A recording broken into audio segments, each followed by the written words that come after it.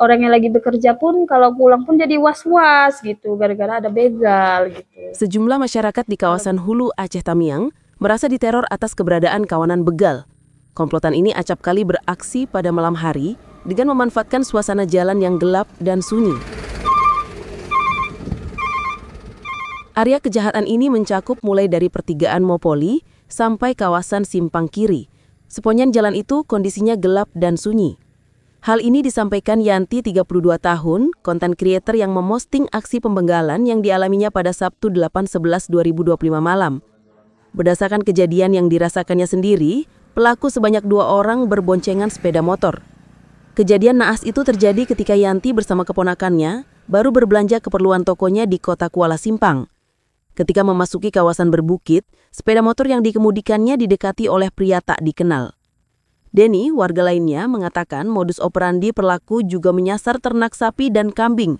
Para pelaku menggunakan mobil pribadi untuk mengecoh warga. Warga mendesak pemerintah daerah memasang lampu jalan supaya titik rawan tidak lagi gelap. Kapolsek Simpang Kiri, Ibda Wahyudi Kurniawan, dalam menyikapi maraknya keluhan ini dengan mengaku telah meningkatkan patroli. Di sisi lain, dia mengimbau masyarakat segera melaporkan kejadian kriminalitas supaya segera ditangani.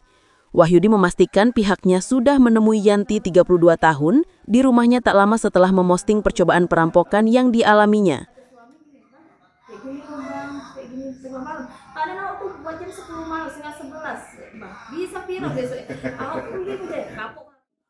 Untuk saat ini kalau bisa ya diamankan ketat lah, karena kita meresahkan sekali kan gitu. Karena bukan apa, orang yang lagi bekerja pun kalau pulang pun jadi was-was gitu, gara-gara ada begal gitu. Kalau bisa pun ya mana tahu ada ininya kita hidupkan lampu misalnya gitu, jadi terang gitu. Karena kan di setiap sudut pasti ada gelap, jalannya pun sawitan semua.